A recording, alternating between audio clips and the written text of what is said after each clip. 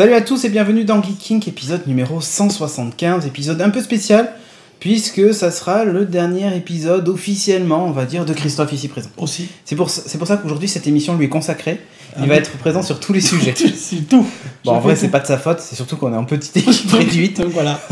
J'espère même ceux que j'ai pas préparés, ça va donner. Hein. C'est ça. Donc, puisqu'en fait, ce soir, on n'aura que Kevin, Christophe et moi pour animer toute l'émission. Attention, on a la pression là. Sachant qu'en plus, c'est la dernière chez moi, ici. Ouais. Puisque on a lancé donc un Patreon, mais on reviendra dessus à la fin de l'émission, évidemment, on va pas vous saouler avec ça tout de suite. Ouais. Et donc, on change de studio à partir du prochain épisode. Donc, ce que je te propose, en attendant que tu apprennes à utiliser la tablette... ouais, je cherche où est-ce qu'elle a mis ça sur son drive. Ouais, là, t'étais dans ses mails. Non, j'étais dans ses mails. Ah oui, qu'est-ce qu'elle a comme mail en ce moment ? Ouais, vas-y. Non, attends, le drive. Sur le drive, je trouve Geeking. C'est ça, c'est parfait. C'est magnifique. Mais alors après ? Et après, tu dois avoir préparation d'émission, voilà, c'est un truc, c'est bien classé. Voilà. Franchement, si vous saviez comment on classe le drive, c'est un truc, c'est militaire. Hein. Mais de toute façon, c'est Geeking 21 novembre. C'est bon, je l'ai. C'est bon, tu l'as. C'est bon, je l'ai. Mais écoute, je te propose donc qu'on lance les news. C'est parti.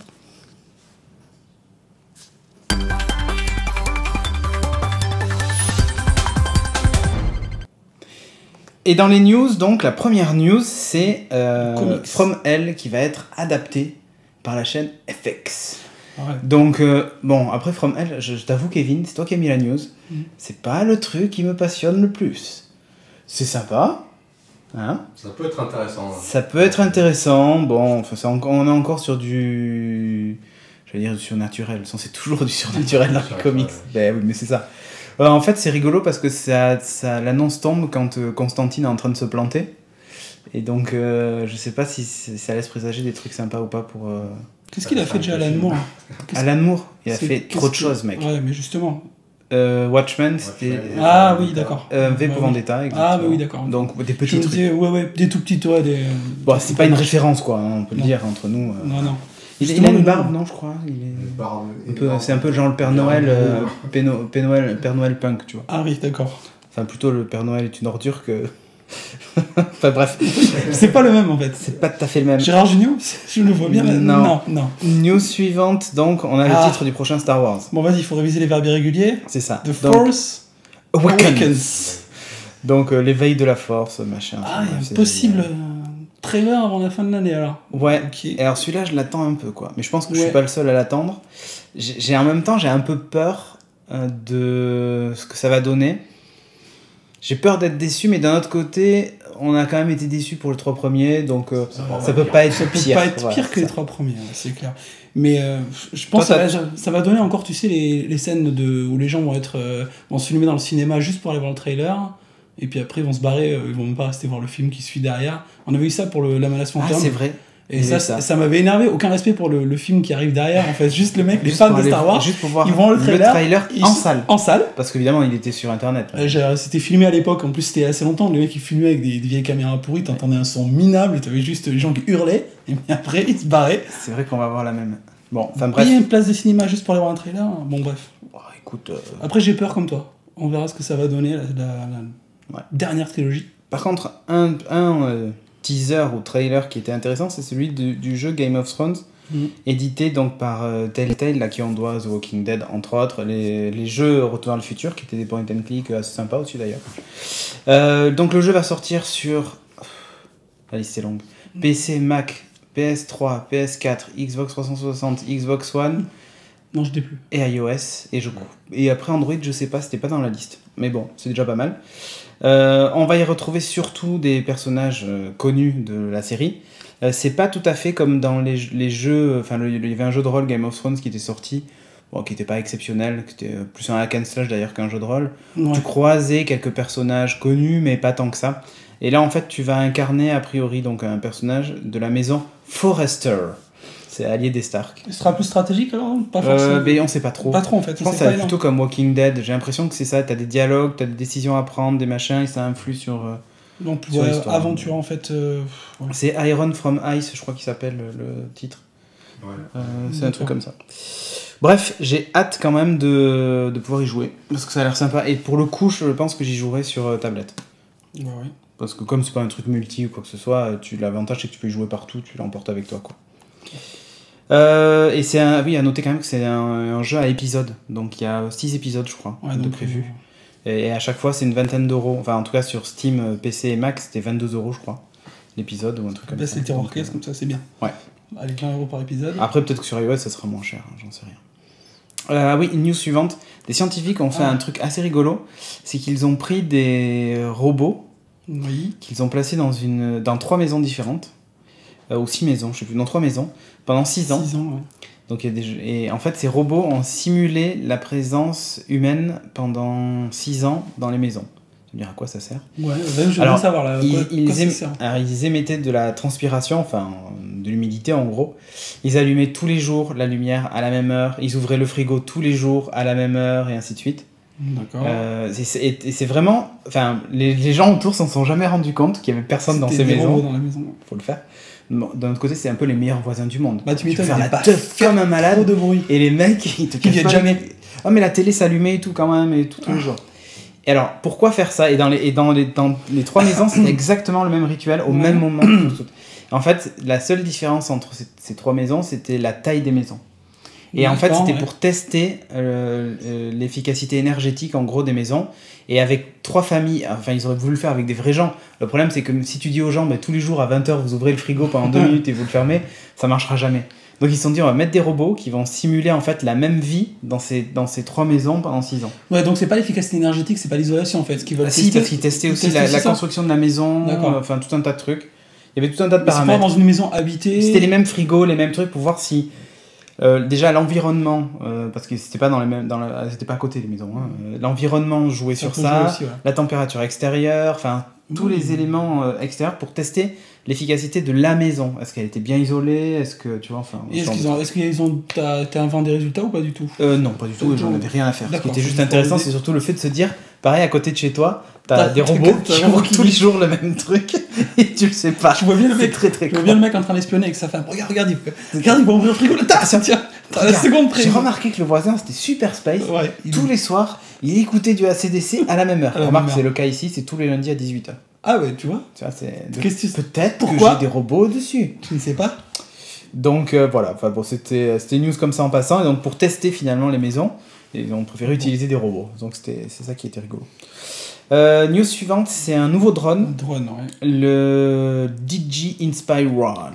Alors, pas cher du tout. C'est eux qui avaient fait le drone Phantom. Qui, je sais plus combien il valait, mais il valait dans les 400 et quelques euros, je crois. Après, c'est qui passe une GoPro.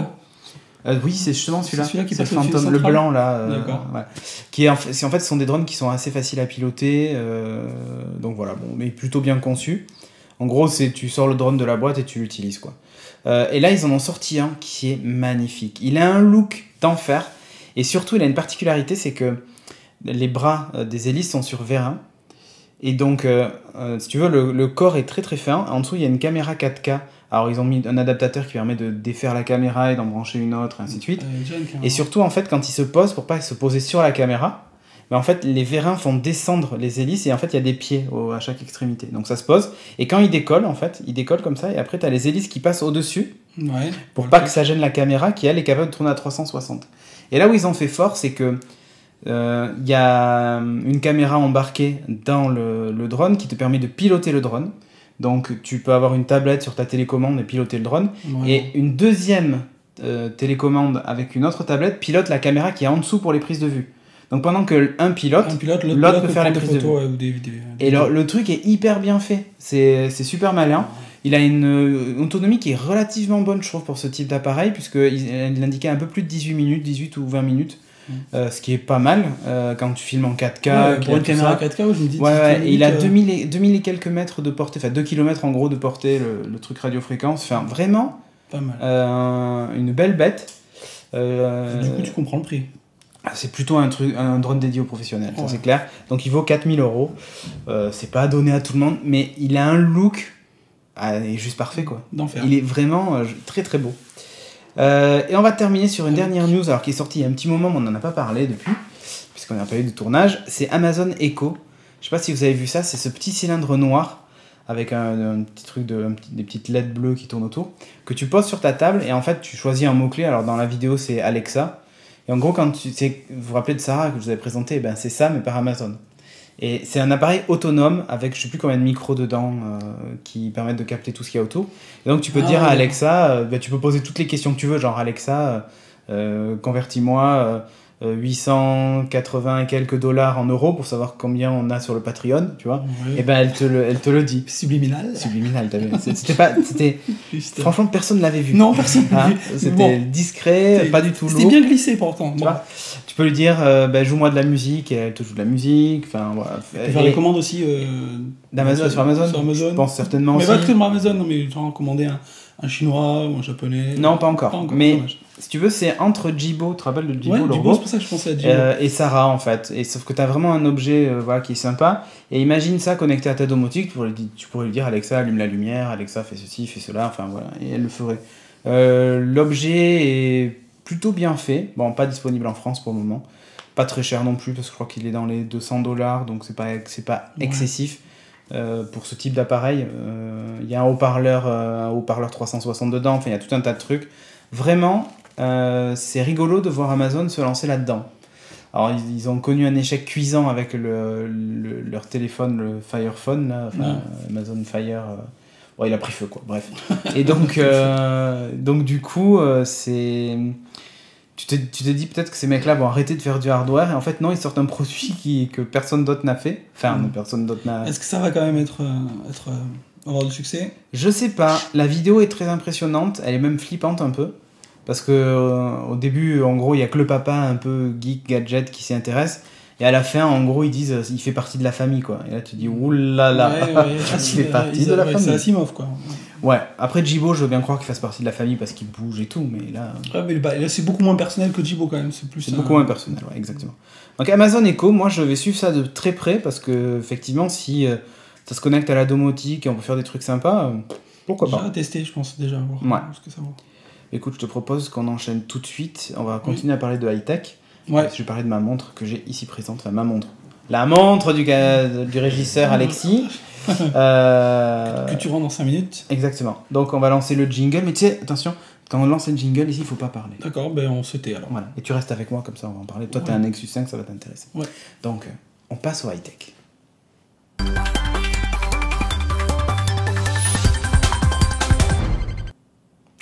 Et dans la rubrique high-tech, donc, je vais vous parler de la LG G-Watcher. D'ailleurs, j'ai tendance à dire Watch R, mais il y a un G devant. G-Watcher. LG G-Watcher. Ah oui, d'accord. Donc c'est vrai que c'est un peu bizarre. Je sais pas si tu veux montrer la boîte, mais bon, elle est noire avec écrit LG G-Watcher, ça n'a pas trop d'intérêt. Qu'est-ce qu'il y a dans cette montre? On va passer vite fait sur la partie technique, parce que c'est pas le truc le plus intéressant de la Terre.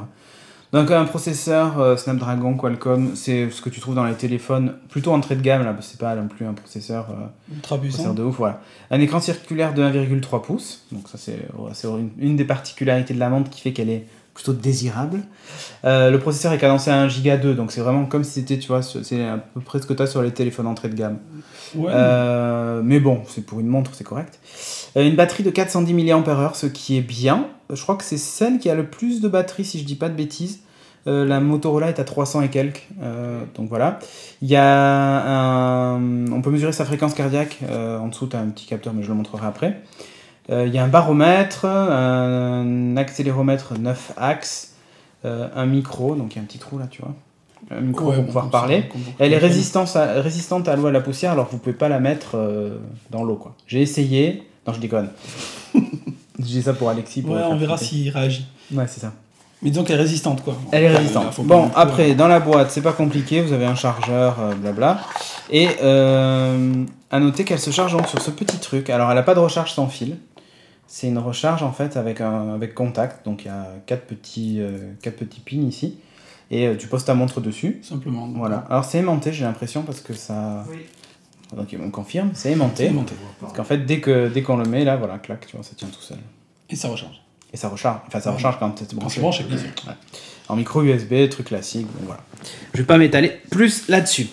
Voici la bête. Alors, le bracelet cuir est plutôt sympa, je trouve. Il fait pas trop cheap.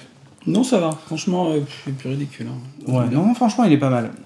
2 tons, donc intérieur clair et extérieur noir. Derrière, donc c'est ici qu'on a la petite lentille qui permet de mesurer la fréquence cardiaque. Ouais, tiens, vas-y, montre là. Donc là, juste là derrière. La petite lentille qui permet de mesurer la fréquence cardiaque. Et les fameux 5 petits pins pour la recharge. Une particularité aussi, il y a un bouton sur le côté. Toutes les montres Android Wear n'ont pas forcément de bouton. La LG en a rajouté un, et je dois dire que sans le bouton, ça aurait été la galère. Donc je suis content qu'il soit présent. Face avant, alors elle a vraiment un look de montre très classique, avec un cadran qui est même gravé. Il faut faire la mise au point. C'est bon, ça y est. Christopher Nolan. Là. Donc, Prends la caméra, c'est ouais, ben, il faudrait qu'il la tienne peut-être.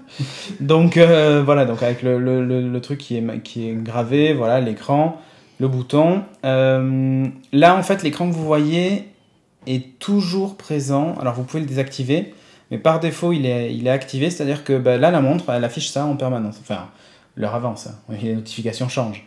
Mais ce que je veux dire, c'est que l'écran n'est pas noir. Donc vous pouvez regarder votre montre à n'importe quel moment sans appuyer sur un bouton pour la sortir de veille, par exemple. Ouais, c'est pas mal ça. Ce genre de truc. Et c'est plutôt bien parce que moi, les démos que j'ai vues sur la Moto 360, alors je suppose qu'elle doit avoir ce mode-là, mais il n'est pas actif parce que ça bouffe de la batterie. Tu m'étonnes, et là ça bouffe pas. Eh ben, je suis assez surpris par l'autonomie avec cet écran activé. Je vais en parler après. Donc là c'est l'écran en veille, et quand j'appuie une fois dessus, donc j'arrive sur l'écran normal. Donc là j'ai la trotteuse. Bon. Il y a tout un tas de watch face, enfin de montres qui existent. Voilà, donc là c'était la montre fitness qui t'affiche le nombre de pas que t'as fait, ce genre de truc. T'as la montre randonnée. Enfin bon, il y en a plein des watch face, et vous pouvez en télécharger sur le store. Donc vous mettez ce que vous avez envie de mettre. Et le mode veille, en gros, voilà, je vais prendre celle-là, voilà, qui est toute simple. Le mode veille, en gros, va afficher uniquement l'aiguille des heures, des minutes et un peu de quadrillage. Et tout le fond, en fait, va s'éteindre, ce qui permet du coup de ne pas allumer les pixels et donc d'économiser la batterie. Donc là, par exemple, on voit qu'il y aurait 68% de batterie. C'est écrit en tout petit, là, au milieu. Je sais pas si on va le voir. Tu vois pas très bien. J'avais plus, non, je crois. Non, tu peux pas. Donc, voilà, 67 même, là, tu vois. 67% de batterie, sachant que je l'ai enlevé du chargeur hier vers 11h à peu près. Donc, c'est pas mal. Alors, en gros, alors que je reçois beaucoup de notifications, elle me tient 2 jours et demi, presque 3 jours. C'est pas mal quand même. Correct, ouais. Après, j'ai pas trop abusé sur la mesure de la fréquence cardiaque et tout ça, qui doit bien pomper aussi en autonomie. L'écran, en fait, la luminosité va de 1 à 6. Là, il était sur 3, donc à peu près au milieu quand je l'utilisais. Donc, tu vois, j'ai même pas mis le truc au minimum pour économiser. T'as essayé en forme classique, moyenne, quoi. Utilisation normale, quoi, on va dire. Ouais. Alors, qu'est-ce que ça fait ? Bon, là, en bas, on voit qu'il y a une carte Google Now. Donc, il y a Google Now qui fonctionne avec. Donc, entre autres, là, tu vois, j'ai la météo, par exemple. C'est fantastique. Ouais, c'est Google Now. Et si j'appuie sur ouvrir sur le téléphone, ça va l'ouvrir sur le téléphone. Pour rejeter une carte, en fait, vous la glissez sur la droite et hop, ça supprime la carte. Sur le téléphone. Exactement. Alors, il y a quand même des petits soucis d'ergonomie et d'interface, parce que Android Wear est très clairement pas fait pour les montres rondes. Il y a pas mal de notifications dont il manque un bout dans un coin. Et ouais. Donc là, par exemple, je viens d'avoir un message, tu vois, reconnexion à votre compte Facebook Microsoft. Comme ça, c'est bien, on voit le mail. Bon, là, tu vois, on le voit ici en bas. Je vais essayer de le relever. Et là, tu vois, en fait, le texte est tronqué. Donc bon, tu fais défiler, mais là, tu vois, je suis arrivé de en bas et le texte reste quand même tronqué. C'est un petit peu chiant. Donc là, je peux archiver l'email, pareil, répondre, ouvrir sur le téléphone. Et si je clique sur répondre, je peux parler pour donner une réponse. Qu'il écrit. Voilà. Et là, il a envoyé. Je peux parler pour donner une réponse. Ou alors, s'il ne comprend pas, si je fais répondre et qu'il ne comprend pas, ou je peux faire slider vers le bas, je peux répondre oui, non, ok, haha, merci, je suis d'accord, bien, enfin, ces trucs, voilà. J'arrive, des trucs que tu peux préprogrammer, voilà. Le bouton, là, en fait, sert à revenir en arrière. C'est tout con, mais sur les montres où ça y est pas, à chaque fois, il faut swiper pour revenir en arrière. Ce qui est un peu relou. Quand vous lancez une application sur votre téléphone, par exemple l'appli musique, automatiquement, tu vas avoir la pochette qui va apparaître en bas. Et donc, si tu appuies dessus, tu vas pouvoir avancer, monter le son, baisser le son. C'est une télécommande, en fait. Voilà. Il y a pas mal d'applis qui maintenant gèrent Android Wear, donc du coup c'est intéressant. Alors au niveau des applis, donc ça va, on trouve tout un tas de choses sur le store, il y a même IFTTT qui est compatible, il y a vraiment plein de choses, et on peut arriver à faire quasiment tout ce qu'on veut. Le seul souci, encore une fois, c'est que certaines sont vraiment pas adaptées. Alors, j'en avais installé une par exemple pour piloter mes ampoules, mais elle est faite vraiment pour les écrans carrés parce que le développeur a pas optimisé le truc. Bah oui, donc déjà il me manque tout le coin en haut à gauche et en haut à droite de l'appli. Bon, je vous la montre pas, mais voilà, il me manque tout ça, donc c'est un peu pénible. Et après c'est l'ergonomie générale. Des fois on comprend pas trop ce qu'on peut faire avec la montre ou ce qu'on doit faire avec la montre. Par exemple, quand là, voilà, j'ai tué les notifications, ben là, je peux swiper dans tous les sens, il se passe rien. Si je swipe de haut en bas, ça désactive ou ça active le vibreur. Mais réellement, il se passe absolument rien. Et en fait, il faut maintenir le bouton sur le côté pour là, faire apparaître tout un tas de choses. Voilà, éteindre la montre, régler tout un tas de paramètres. Mais en fait, on ne sait jamais ce qu'on peut faire avec. Donc en fait, le seul truc, c'est qu'il faut dire OK Google. Et quand on dit OK Google, là en fait, on a créé une note. Enfin, l'ergonomie est assez bizarre. C'est-à-dire que si tu le sais pas, t'es un peu paumé, quoi. Alors moi au début, je me suis dit, mais en fait, ça sert à rien Android Wear. C'est super casse-pied. Alors tiens, je vais lancer le truc qui pilote les lampes pour voir. Je vais faire un test. Je sais pas si ça va fonctionner. Si ça fonctionne là. Ouais, comme elle est déjà réglée. Alors tiens, voyons voir. Toutes les lumières, je vais essayer d'éteindre les lumières ou de changer les couleurs. Voilà, éteindre. Donc ça va éteindre, je pense, les bandeaux derrière, tu vois. Oh, si c'est bon. Voilà. Et je vais faire rallumer. Non, ça va toutes les rallumer. Ça va les rallumer. Ouais, c'est bon. Donc comme quoi ça marche, c'est incroyable. Vous pouvez piloter vos lampes grâce à ça. Voilà, elle est déjà configurée, donc il n'y a pas ce problème d'interface. Mais au moment de la configuration, c'est là où ça déconne un peu en fait. Donc voilà. C'est tout bête. Hein. Franchement, ça marche bien. C'est juste l'ergonomie, encore une fois, j'ai un peu de mal. Ouais. Et j'espère que la prochaine version, la version Lollipop d'Android pour la montre, pour Android Wear, va régler ce problème-là parce que c'est vraiment curieux. Bon, après, elle a ce qu'elle a pour elle, c'est juste le design, quoi. La montre est quand même super fine par rapport à une montre classique. C'est aussi épais qu'une montre classique. Alors, elle est un peu grosse, mais pas plus que ça. C'est-à-dire que moi, j'ai l'habitude d'utiliser des montres qui sont relativement grosses. Bon, j'ai pas des poignets immenses. Hein. Je vais montrer ce que ça donne sur le poignet, mais j'ai pas un poignet immense. Et franchement, c'est pas déconnant du tout, quoi. On a vraiment l'impression d'avoir affaire à une montre classique. Bon, elle est pas vraiment beaucoup plus épaisse. Hein, non, c'est clair. Donc vraiment, je suis très étonné par la LG Watch R. Alors j'avais déjà vu la 360 en vrai, hein, la Motorola, que je trouvais magnifique, avec le cadran rond et tout. Et elle a un look un peu rétro-futuriste, la Motorola. Je sais pas comment expliquer ça, tu sais, c'est vraiment... Il n'y a rien autour, c'est vraiment juste le cadre, l'écran est un peu plus grand. Et elle a un look qui est assez sympa. Seulement, j'avais très peur de la fragilité de l'écran, parce que c'est con à dire, mais une montre, souvent, ça prend des pètes quand tu m'étonnes. Dans la vie de tous les jours. Et le problème, c'est que la 360, il y avait le verre, le métal, mais le verre était bombé, et je me dis, c'est un coup à péter l'écran. Là, alors autant... il y a une petite protection, en fait. Le fait que ce soit j'ai très très peur, moi, pour l'écran de la LG, parce que j'ai l'impression qu'il n'y a pas de verre, ou qu'il est très peu épais. Mais par contre, le fait qu'il y ait tout le renfort autour, je me dis, pour la péter, il faut vraiment y aller, quoi. Non, si le choc est frontal, dans ce sens-là, ok. Voilà, mais en général, c'est plutôt sur les côtés. Plutôt sur les côtés, ouais. Et vraiment, j'adore cette montre. Tiens, je vais tester un truc pour voir. J'aimerais bien connaître mon rythme cardiaque pendant qu'on enregistre l'émission. Tu vois, je sais pas si je suis stressé ou pas. Ok, Google. Quel est mon rythme cardiaque ? Elle répond pas, mais... Voilà. Mais là, ça s'affiche vraiment, tu vois. Elle mesure. Là. Bon, en plus, j'ai pas le bras au repos, donc ça va être bien, je pense. Je pense qu'on va être sympa en termes de chiffres. On va voir.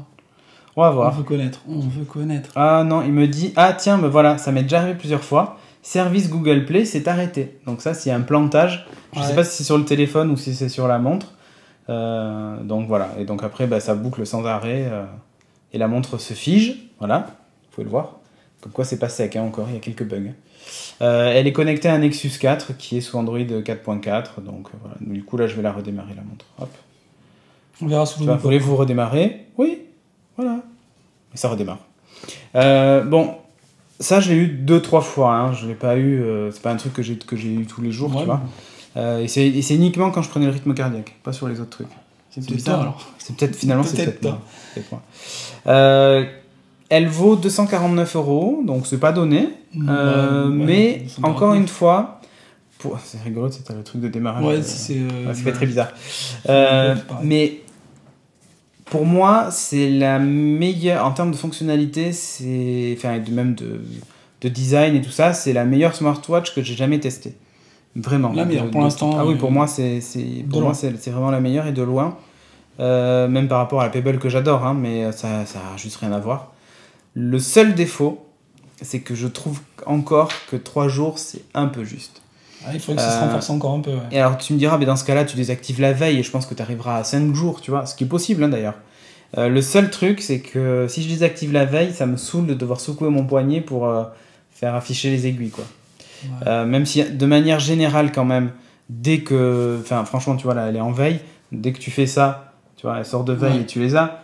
Mais ça m'embête un peu. Je sais pas, j'ai encore ce frein psychologique pour moi. Avec une meilleure autonomie, je pense que c'est le type de montre que je prendrais direct sans réfléchir, quoi. Là, c'est juste que voilà, il faut que tu la recharges tous les 2 jours et demi, 3 jours. Et ouais, mais enfin, en général, tu la recharges le soir, donc pas forcément une grosse ouais, enfin, moi, tu sais, je parle de la Pebble qui me tenait avant 11 jours. Maintenant, elle en tient plus que 7, puisqu'ils ont fait une mise à jour logicielle qui fait que. Ah, tu dis 11 quand même, c'était pas mal. Ouais. Et maintenant, 7 jours, c'est cool, tu la recharges une fois par semaine. Genre, le dimanche soir, je la mets à charger et je suis tranquille jusqu'au dimanche suivant. Ouais. Là, ben, c'est pas le cas. C'est-à-dire que je suis obligé en une semaine, en gros, là, j'ai dû la recharger 3 fois. Et là, bon, c'est pas fini encore, mais. Et moi j'ai une question, il y a beaucoup de smartwatches en fait qui sortent, mais tu crois vraiment à l'avenir des smartwatches ? Écoute, pour le moment, enfin tu vois, typiquement pour moi, je peux tout piloter chez moi, donc c'est vraiment cool. Sachant qu'en plus il y a des applis qui vont sortir, mais tu vois, je verrais bien Plex compatible avec. Et du coup, dès que tu peux dire OK Google, mets en pause, et ça se met en pause par exemple. Ou tu peux imaginer après n'importe quel usage. Mais j'y crois vraiment. Tu crois que le public n'est pas trop ciblé quand même ? Pour moi, je trouve que c'est quand même assez ciblé. Hein. Je sais pas. Je sais pas si grand public, je sais pas si tout le monde va se mettre à la smartwatch. Je sais pas, comme ça fait en même temps tracker d'activité, ça te permet d'éliminer un tracker d'activité et que tu l'as dans ta montre. Ouais. En fait, c'est un objet qui est un peu tout en un aussi. Quand tu écoutes de la musique, ça évite d'avoir à sortir ton téléphone pour changer de morceau. Enfin, il y a un côté qui est quand même assez pratique. Ça peut plaire, ouais. Il y a un côté qui est assez pratique. Quand tu reçois un SMS, tu le vois sur ta montre sans même sortir ton téléphone et tu peux y répondre. Aussi directement. D'ailleurs, attends, on va voir, est-ce que ça va fonctionner ? OK Google. Attends, il faut que je la sorte de veille, c'est toujours pareil. Ouais. OK Google. Envoie un email à Christophe. En fait, ça va pas fonctionner. Parce que je n'ai pas configuré. Ça, voilà, c'est un des points négatifs aussi. Envoie un email. En fait, le problème qu'il y a, c'est que par défaut, la montre, toutes les fonctions ne sont pas actives. Tu es obligé de les activer sur ton téléphone une à une. Et ça, je trouve ça un peu dommage. C'est-à-dire que vous avez... en gros, il faut... Comment expliquer ça ? Typiquement, Google Now n'était pas actif sur la montre. L'application m'a dit qu'il faut activer Google Now en faisant tel machin, tel truc. Donc tu le fais, mais c'est pas d'office. Moi, ce que j'aurais aimé, c'est qu'une fois qu'Android Wear est installé, tout s'active, tous les services actifs, Google Now, la connexion avec les contacts, ça sans me poser la question 50 fois. Avec Lollipop, ça va peut-être se synchroniser. Je sais pas, moi je suis sur KitKat, je suis sur la dernière version de KitKat et la montre aussi du coup. Ouais. Et du coup, je trouve que ça impose une petite manipulation qui pour moi mériterait de pas exister. Oui, c'est clair. Voilà. Mais sinon, franchement, je la trouve même mieux que la Moto 360. La Moto 360 a un design qui moi me parle beaucoup, je la trouve assez jolie. Elle fait plus bijoux avec le côté chromé, machin et tout. Mais en même temps, celle-là, elle fait plus montre classique. Et pour tout te dire, tous les gens que j'ai croisés ne m'avaient demandé mais c'est quoi cette montre ? Pour eux, c'était une montre normale. Et ça, pour une smartwatch, je peux te dire que c'est un sacré pari quand même. Mais c'est bien réussi parce qu'elles se font effectivement. Exactement. Parce que sinon, tu les reconnais tout de suite. Elles sont soit carrées, soit elles ont des trucs un peu bizarres. Tu vois, mais la Moto 360 et celle-là, elles passent inaperçues. Et c'est ça que j'aime bien, c'est quand on se pose pas de questions sur le fait de savoir si c'est un truc connecté ou pas connecté. Quand elles ont un look normal, bah finalement, look normal mais intéressant. connecté, ça passe. Ouais. Exactement. Ça fait moins objet geek, tu vois. Là, tu vois, franchement, tu la vois, tu te poses pas trop de questions. Non, tu dis c'est joli, c'est une montre originale, mais tu penses pas que c'est forcément connecté. Ouais. Ouais, exactement. Enfin bref. Bref. Terminé avec la montre, et maintenant on file direction les étoiles, donc. Ah oui. Avec Kevin. Avec Kevin.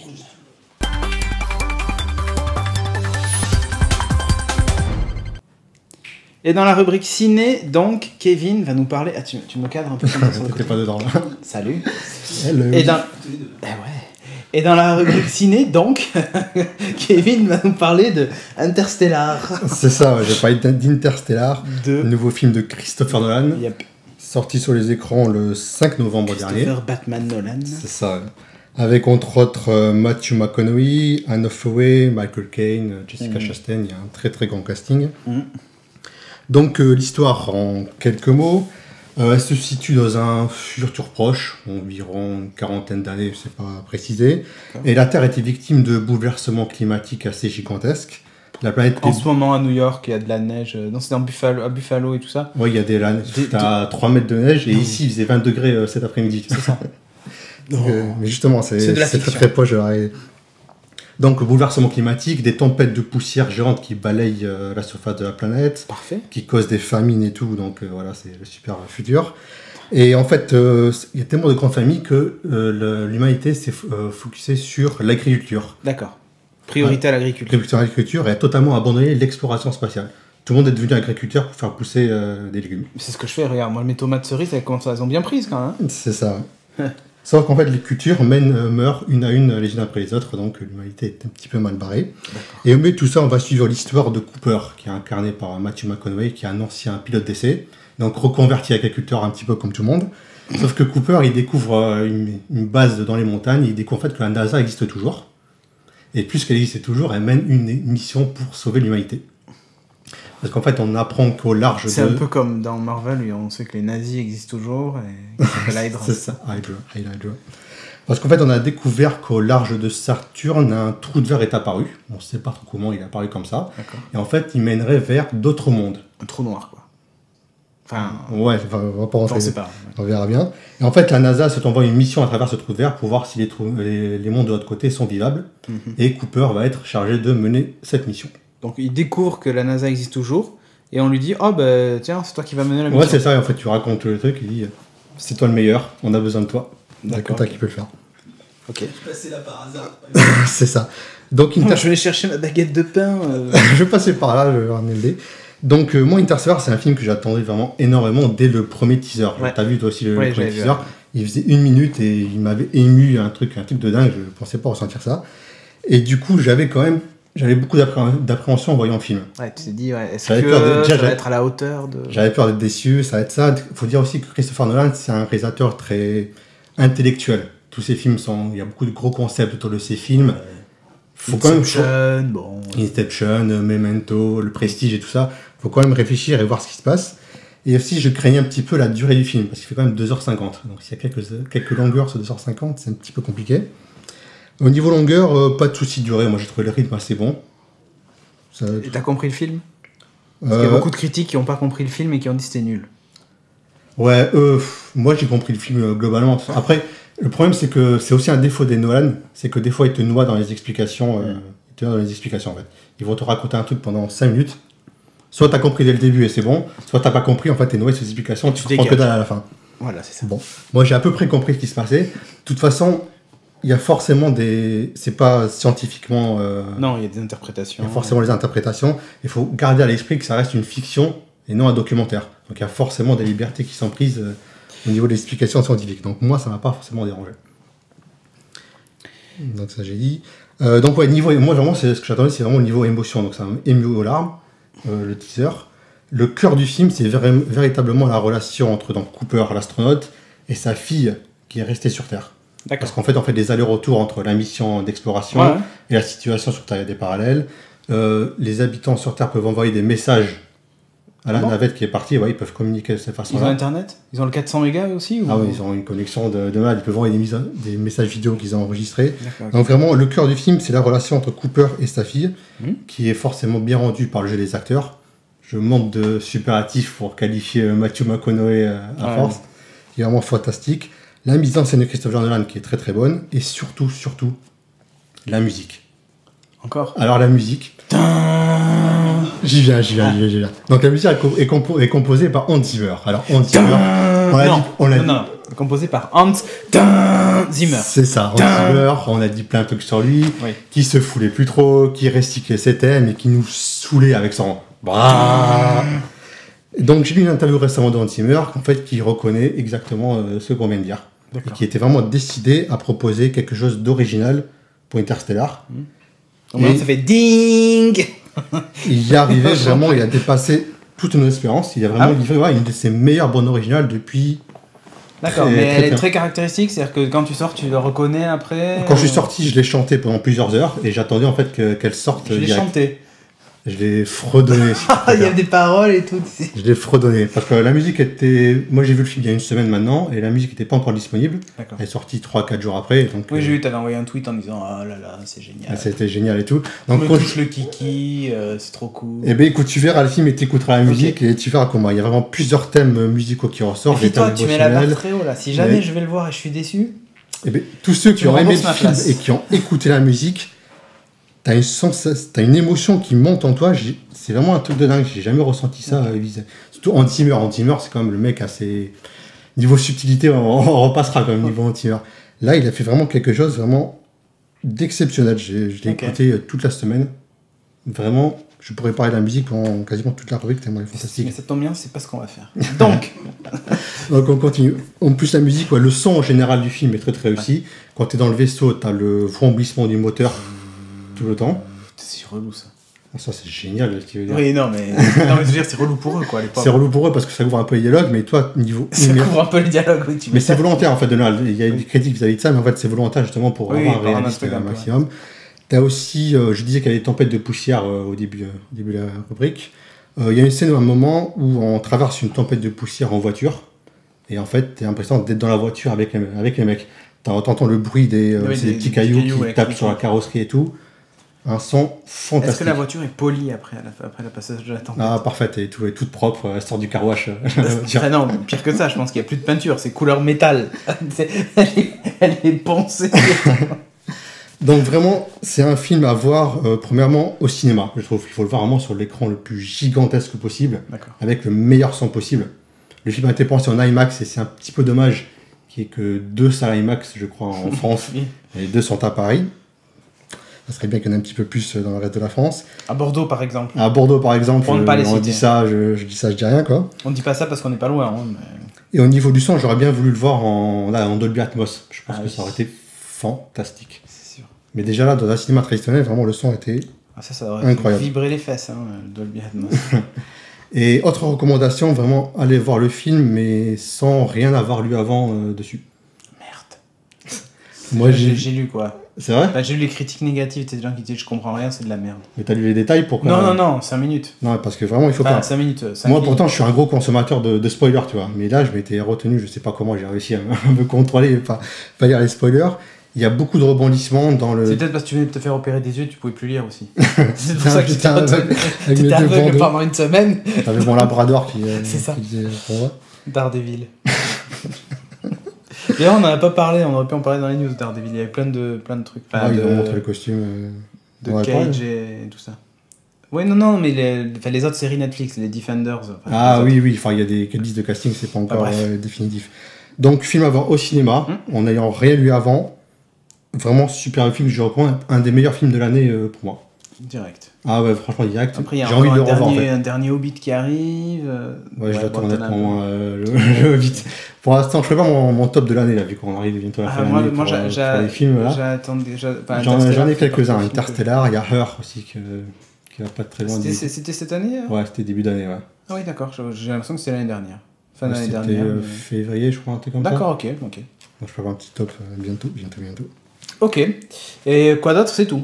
C'est tout, ouais. Mais c'est bien déjà. Je veux pas rentrer trop dans les spoilers parce que, comme je dis, c'est vraiment un film à découvrir au maximum. La navette est assez jolie, je trouve. Enfin, les images que j'ai vues, les petites. Ouais, elle est détaillée. Il y a un truc, elle tourne sur elle-même pour simuler la gravité. Ouais. Ça, c'est très. Ça fait très 2001, Odyssée de l'espace. Il y a un petit peu de 2001. En même temps, quand tu fais dans un film de l'espace, t'as forcément une inspiration de lien quelque part. Moi, je trouve qu'il y a une plus grosse inspiration au niveau de l'étoffe des héros. Je sais pas si t'as vu l'étoffe des héros.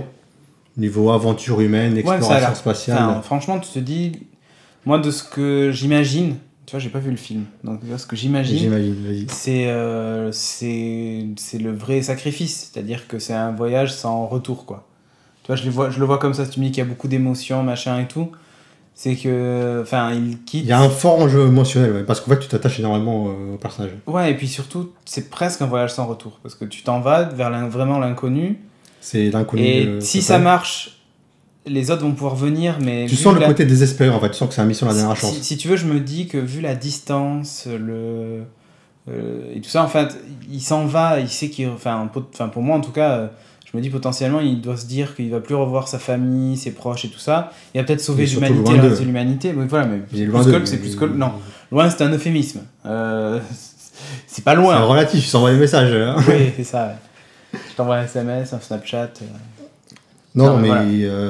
Il veut revenir. Là encore, c'est compliqué de parler du film, tu vois. Non, d'accord, on en parle pas. C'est bien, on fait une rubrique, on parle d'un film dont on ne doit pas parler. En fait, il faudrait que je refasse une rubrique avec que des spoilers, et là, je pourrais parler pendant une demi-heure en fait, du film. C'est un peu Voldemort du film, quoi.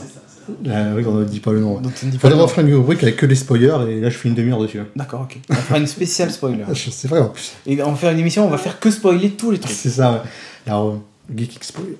C'est ça. Ok, bah écoute, je te remercie. Et allez le voir, vraiment, je recommande à fond. Ouais. Et on va passer donc avec peut-être le jeu vidéo de l'année. Enfin, en tout cas, le jeu vidéo qui aura fait le plus parler de lui le jour de sa sortie. Remarque qu'il y en a d'autres qui avaient vraiment fait parler d'eux aussi. Ouais, mais bon. De la même boîte, ça. De la même boîte. De la même boîte. Mais voilà. Donc, on va parler de Assassin's Creed avec Christophe, donc la rubrique jeux vidéo.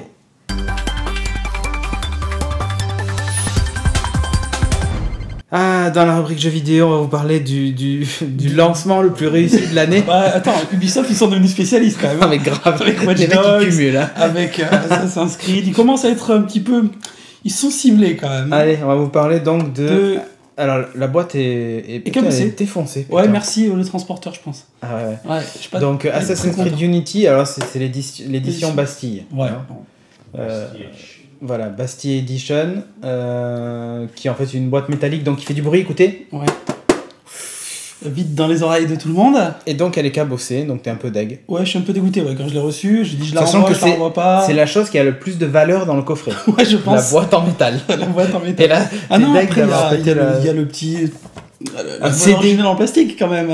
Ah ouais, non, c'est pas du plastique, c'est du carton. Oui, du carton. La boîte est en carton dans le coffret Bastille Edition. Ouais. On va pas se faire les amis, je crois, ce soir chez Ubisoft. Non, je pense que jamais ils sponsoriseront l'émission ou ils enverront le jeu. Mais par contre, ouais, je l'ai pas pris pour le savoir, je l'ai pas pris pour la boîte, mais pour les contenus en fait. Et je suis un peu déçu qui est. Alors dedans, il y a une enveloppe.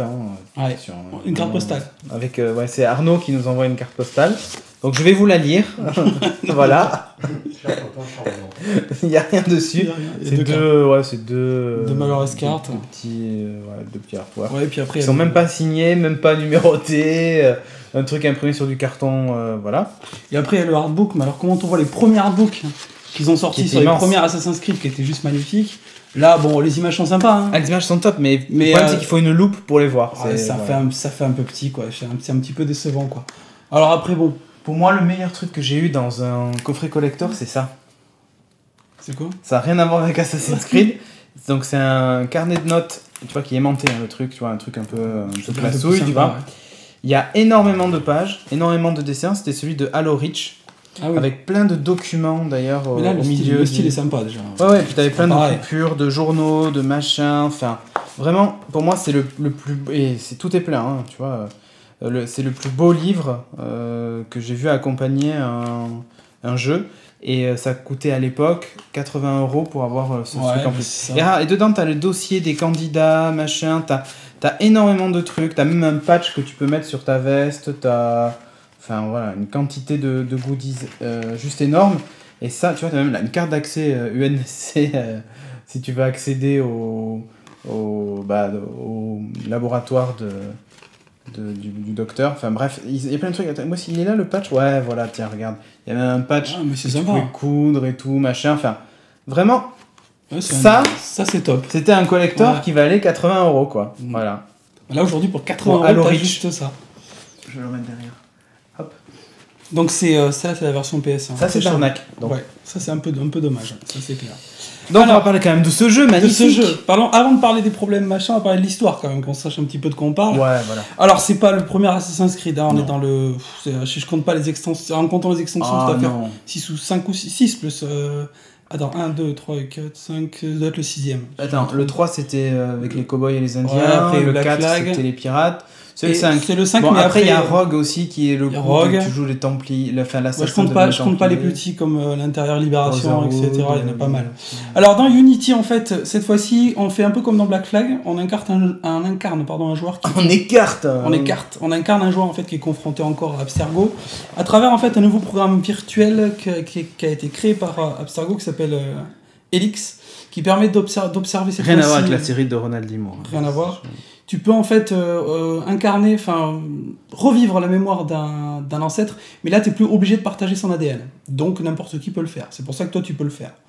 Et là, en fait, oui, parce que oui, moi, normalement au départ, dans Assassin's Creed, dans le premier, tu ne peux revivre que la mémoire de tes ancêtres. Oui, mais du coup, tu joues toujours le même gars. Tu joues toujours Desmond, en fait. Et là, tu joues plus Desmond. Non, Desmond, non, je vais pas spoiler, mais bon, voilà. Ah oui, d'accord, moi j'ai pas joué au 4. Tu joues plus Desmond depuis Black Flag, en fait. D'accord. Okay. Et là, donc, tu joues en fait toi-même, hein. D'ailleurs, c'est tout filmé à la première personne, donc en fait, c'est vraiment toi. Tu es rapidement contacté par les assassins qui disent que Abstergo te manipule, puisqu'en fait, Abstergo cherche à entrer en contact avec un descendant de la fameuse première civilisation dont on entend parler dans Assassin's Creed, surtout le 2, ça commence vraiment à en parler, avec c'est elle qui est à l'origine de la pomme d'Éden, des fragments d'Éden, et donc les assassins te proposent de travailler pour eux, mais pour cela il faudra revivre la vie d'Arnaud d'Orient, un assassin qui aurait vécu au XVIIIe siècle en France, qui aurait été en contact justement avec un de ses descendants. Pourquoi c'est pas une histoire vraie ? C'est une supposition, c'est pas vrai pour l'instant. Ah merde. En fait, si, c'est vrai, mais bon, ça, on le verra plus tard. Donc voilà où commence l'histoire. Et donc, voilà, après, on est projeté au XVIIIe siècle, et là, on rentre vraiment dans la vie d'Arnaud d'Orient. Donc, on commence par son enfance, ça va très, très rapidement sur l'enfance, et on arrive vite sur l'âge adulte. Alors, maintenant, un petit peu de remarques sur le gameplay. On est assez classique, on est dans du Assassin's Creed... on va retrouver le même principe, les assassinats, beaucoup de missions secondaires, pareil les mémoires génétiques que tu commences un petit peu quand tu veux, on va retrouver les informations dans les bases de données, une énorme variété dans l'équipement, bon voilà, ça c'est dans le classique, les points d'observation. Tu peux vachement le personnaliser. Tu peux beaucoup le personnaliser, mais déjà dans les précédents ça commençait à être ça. Tu as les points d'observation, c'est toujours qui révèlent la carte, la rénovation de bâtiments, ça aussi c'est du classique. Alors ça c'est vraiment la base. Après pour les grosses nouveautés, moi j'ai relevé le mode coop. Le mode coop, c'est vrai que moi j'ai pas pu tester, c'est dommage, j'aurais bien aimé essayer. Donc là, si vous l'avez testé vous, ce serait pas mal d'avoir votre ressenti. Après, je sais qu'il y a eu des problèmes aussi sur le mode coop. Est-ce que tout le monde a pu je sais pas sur quel aspect il n'y a pas eu de problème. Ouais. Mais moi, c'est pour te dire, le mode coop, c'est le truc qui me ferait acheter ce jeu. Ouais. Enfin, si c'est bien fait, en tout cas, la démo qu'ils font, où t'es à 4, tu rentres dans... Enfin, tu as une mission d'assassinat à faire et chacun joue un rôle. Tu peux partager des capacités spécifiques, ouais. Tu vois. Là, je trouve ça vraiment top. Ça, c'est pour ça que je voudrais bien tester aussi, mais bon, faut prendre l'abonnement PlayStation Plus machin, comme d'habitude, enfin aussi. Ouais, donc, bon, bref. Un truc qui est pas mal, que je l'ai placé dans les grosses nouveautés, c'est la descente contrôlée. Ça n'existait pas dans les premiers Assassin's Creed, ça je trouve ça top. Avant, quand tu descendais un bâtiment, il fallait descendre, tu te mettais dos au bâtiment, puis tu commençais à descendre tranquillement en faisant attention, pas trop, en appuyant vite sur ta touche B ou la touche cercle pour pas te casser la gueule. Là, en fait, il suffit de maintenir une touche et d'avancer, et automatiquement, en fait, il descend en sautant. C'est un peu ce qu'on voyait dans les vidéos. Tu gagnes beaucoup de temps. Ça, pour la jouabilité, je trouve ça top. Alors, il y en a qui se sont plaints, qui se disaient, ouais, mais alors attends, je sais plus si je dois appuyer sur X, enfin sur la croix, sur le rond, machin, ils sont perturbés. Parce qu'en plus, tu peux rentrer dans les bâtiments aussi. Oui. Et donc là, ça complique parce que tu dois appuyer sur L2. Il y a beaucoup de bâtiments où tu peux rentrer. Tous. C'est simple, quasi tous les bâtiments tu peux rentrer. Okay. Et d'ailleurs, pour trouver les coffres, les choses comme ça, c'est assez délirant. Tu peux aller sous terre dans les catacombes, tu peux aller vraiment partout. D'ailleurs, je vais en parler, c'est un des gros points forts du jeu, c'est l'exploration qui est vraiment énorme. Okay. Bon, pour la jouabilité, moi je trouve que ça manquait. Et là, ils ont comblé un manque. Dans les autres nouveautés, il y a les points de credo. Ça, c'est pas mal. Ça favorise en fait ceux qui aiment bien jouer et faire par exemple des super combos à l'épée avec des coups de grâce du feu de Dieu. Voilà. Tu marques des points de credo et c'est pas inutile parce que ces points de credo te permettent de débloquer de l'équipement supplémentaire ou d'améliorer simplement ton équipement avec ces points-là. Donc c'est un petit plus pour le jeu, et puis ça apporte aussi pour les gens qui aiment bien voilà, le beau combat, par exemple, où tu gagnes 50 points de credo quand tu réussis une disparition rapide, ou quand tu réussis un assassinat en étant caché, les assassinats aériens, etc., les doubles assassinats. Tu as toujours des récompenses, donc ça c'est pas mal. Autre point intéressant, les points de synchronisation. Alors, ils s'obtiennent quand tu avances dans le mode solo ou coop, et ça débloque des capacités spéciales pour Arnaud. Alors j'en ai donné 2, par exemple le crochetage, je peux le débloquer qu'avec des points de synchronisation, la capacité à crocheter les coffres, et les déguisements, alors ça c'est pas mal, les déguisements c'était dans Libération, j'avais déjà aimé ça, le côté déguisement, ah oui, rigolo. Elle se mettait en courtisane, elle pouvait être en courtisane, elle pouvait être s'habiller de façon différente en esclave, mais là aussi, tu peux aussi te déguiser. Alors j'ai pas encore testé le déguisement, j'ai pas débloqué cette capacité là. Je sais qu'on peut la débloquer, donc je peux pas trop en parler. Moi, j'ai débloqué pour l'instant surtout le crochetage et quelques techniques de combat améliorées, mais bon, c'est pas mal. Ce qui est aussi très bien et qui manquait, c'est la possibilité cette fois-ci de mener plusieurs missions secondaires en parallèle. T'es pas obligé, en fait... avant, tu choisissais une mission, t'étais obligé d'aller jusqu'au bout. Là, en fait, tu lances ta mission. Et si tu dis, bon, je vais y revenir plus tard, voilà, ça, c'est bien. Tu peux décider de l'accepter et puis pas de la faire tout de suite. Donc, tu peux avancer à ton rythme, en fait. Ça, c'était un truc aussi que je trouve vraiment bien. Par contre, ça m'a énormément plu. Dans la mission principale, tu as la possibilité de choisir ton angle d'approche, par exemple, pour les assassinats. Tu peux opter, par exemple, pour une approche plus discrète, infiltration, ou au contraire, essayer de te créer une diversion en te servant de la foule, en jetant des pétards ou en utilisant des mendiants qui vont ensuite intervenir, qui vont t'aider. Tu peux essayer d'utiliser plusieurs façons d'arriver à tes fins. D'accord. Ce qui donc finalement donne une nouvelle jouabilité à une mission. Des fois tu la faisais, tu la réussissais, tu disais bon voilà je l'ai faite, j'ai fini. Et finalement tu peux te dire après je vais refaire celle-là, mais je vais tenter de la faire d'une autre manière. Par la porte de devant, quoi. Voilà, cette fois-ci tu peux adopter la version bourrin, quoi. Tu tentes, tu défonces tout le monde, ou au contraire tu tentes l'infiltration. Et là j'en ai fait 2 missions comme ça. J'ai fait une à Notre-Dame et une dans les catacombes. Dans les catacombes c'était juste génial. Hein. J'ai tenté la diversion, du coup t'avais handicap aussi. Parce qu'en faisant la diversion, j'ai enfumé les catacombes. Donc visibilité réduite dans les catacombes, et du coup j'avais plus de mal à me déplacer. C'était un handicap, mais... J'ai testé une diversion, je me suis cassé les 2 jambes et après je pouvais plus marcher. Mais ça c'était avant. Bon. Alors par contre... Mais du coup ils se sont dit jamais un mec qui avait 2 jambes pétées ira tuer le... Et pourtant en rampant ça fait arriver. C'est la diversion bien pourrie. diversion naze. Allez, casse tout. Alors, dans les missions, il y a des missions secondaires qui n'existaient pas avant, que je trouve plutôt sympa. Ça, c'était l'infiltration. Ouais, c'était l'infiltration, la diversion plutôt. C'était la diversion, en fait. Alors, il y a une mission secondaire que je trouvais géniale, c'est les récits parisiens. Ce qu'ils appellent les récits parisiens. On est limite, en fait, dans CSI Paris, j'ai dit, parce que, en fait, c'est exactement ça. T'es sur une scène de crime. Et en fait, tu dois résoudre des énigmes de lunettes de soleil. Ouais, t'as pas les lunettes, tu sais, t'enlèves les lunettes de soleil au début. Mais en fait, voilà, t'es chargé par Vidocq d'essayer de trouver de résoudre des crimes. Par Gérard Depardieu. Non, en version plus jeune. Ah bon. À l'époque, Vidocq, plus jeune. Et du coup, au début, je me suis dit, ouais, bof, c'est quoi ce truc ? Et finalement, tu te prends hyper vite au jeu. Et t'as envie d'explorer les différentes scènes de crime et essayer de comprendre comment je trouve que ça c'était pas mal comme idée. Je trouve qu'Arnaud a sacrément la classe. Le costume est incroyable.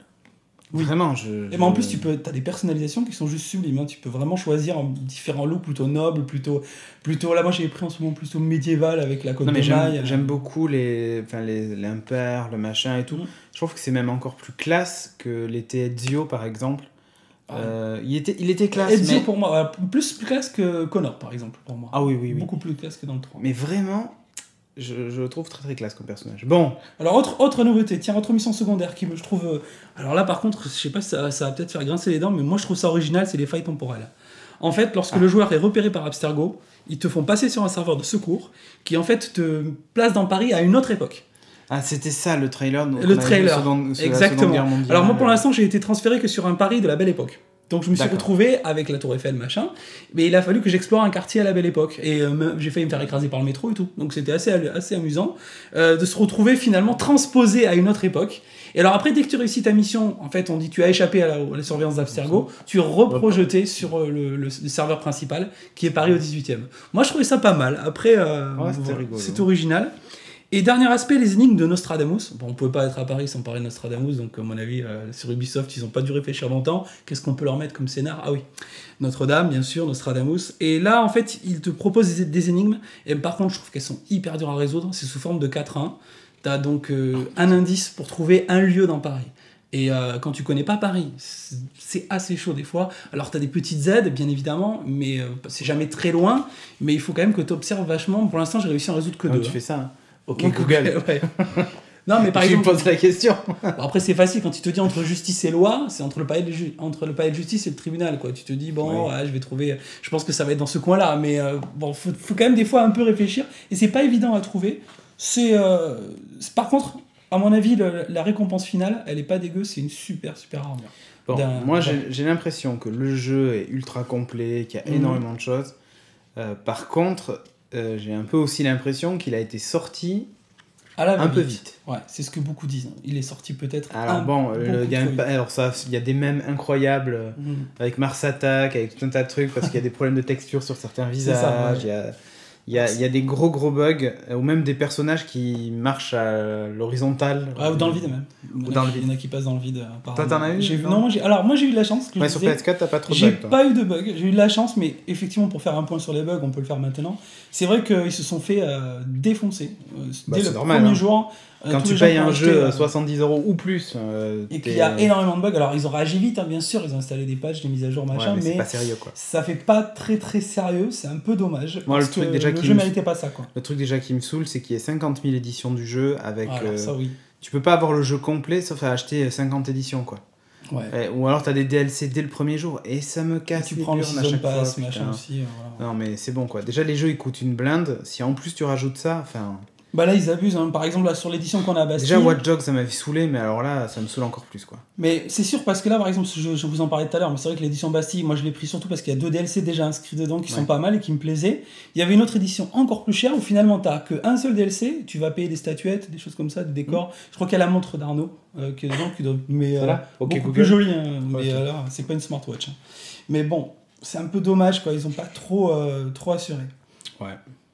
Alors par contre sur les plus, je vais terminer là-dessus quand même. Vas-y, on va terminer sur une note positive. Sur une note positive. C'est vrai que je trouve que là il y a 2 choses. D'abord la ville de Paris.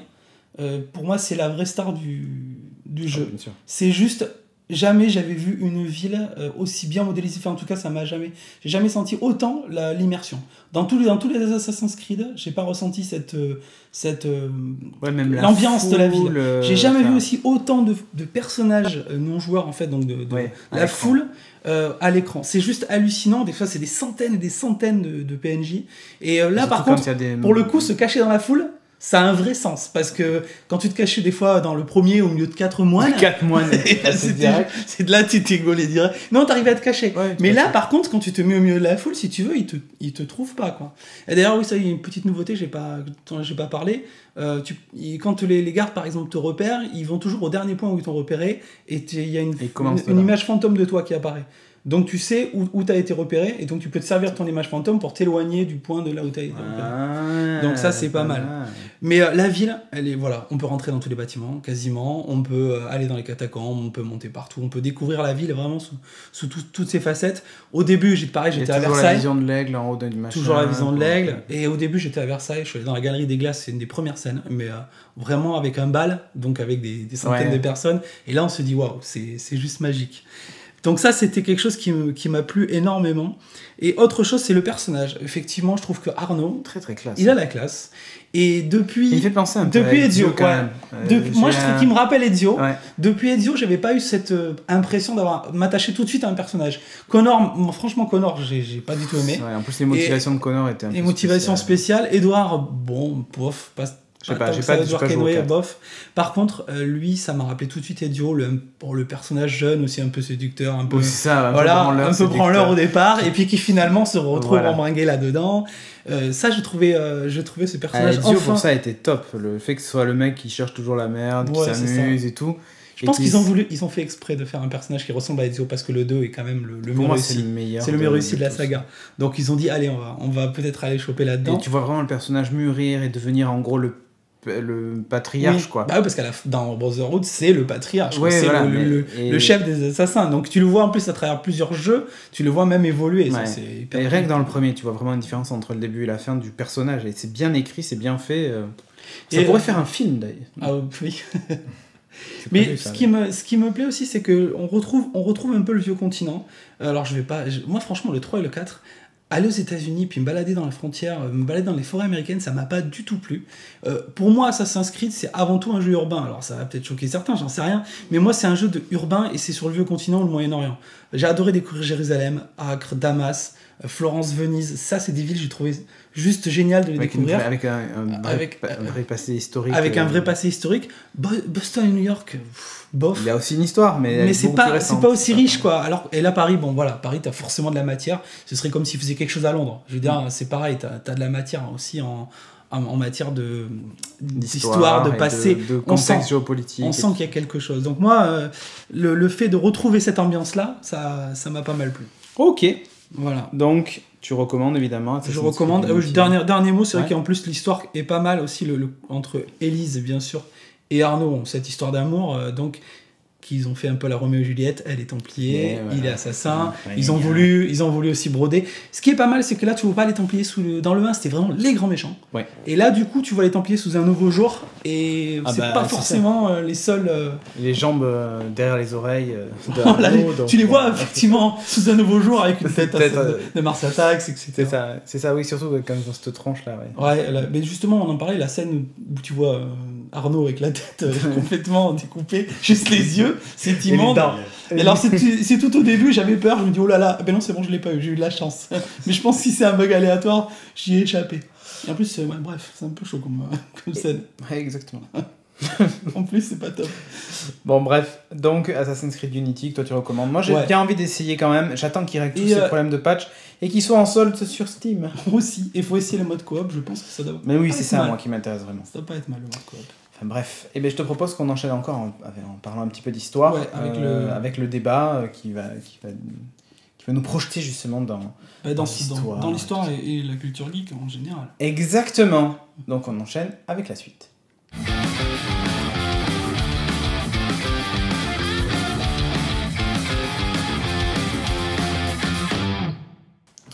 Et le débat donc va porter sur l'histoire avec un grand H. Faut-il respecter l'histoire dans les jeux vidéo, les séries, le cinéma, les BD, les jeux de plateau aussi, enfin tout quoi. Ou faut-il au contraire massacrer allègrement l'histoire et raconter n'importe quoi, quitte à faire de la propagande inversée comme dirait Jean-Luc Mélenchon. Donc voilà, ça c'est un débat que Christophe donc nous a proposé, parce que c'est un peu sa partie. C'est un petit peu mon domaine. Alors juste avant de lancer le débat, j'ai juste 3 choses, mais pour tout le monde, qui peuvent quand même intéresser aussi ceux qui nous regardent.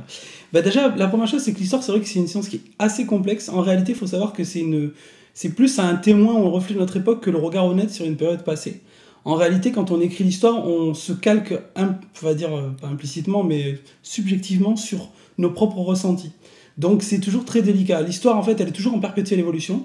L'histoire, par exemple, que vous avez connue à l'école, qu'on vous a enseignée, ce ne sera pas la même dans 20 ans, ce ne sera pas la même dans 50 ans, puisque forcément, la société évolue et l'histoire évolue avec la société. Donc le regard n'est pas le même. Ça, c'est la première remarque. La deuxième, c'est que beaucoup d'historiens disent que l'objectivité n'existe pas en histoire, puisque ceux qui racontent l'histoire sont des êtres humains. Donc, on est forcément subjectif. Et finalement, les historiens préfèrent le terme d'honnêteté historique plutôt que de subjectivité. Ils disent que dans l'idéal, c'est d'être le plus honnête possible quand on raconte des faits, sans forcément, en ayant conscience qu'on a les limites de sa propre personne et donc on est subjectif. Donc l'idéal, c'est d'être avant tout honnête.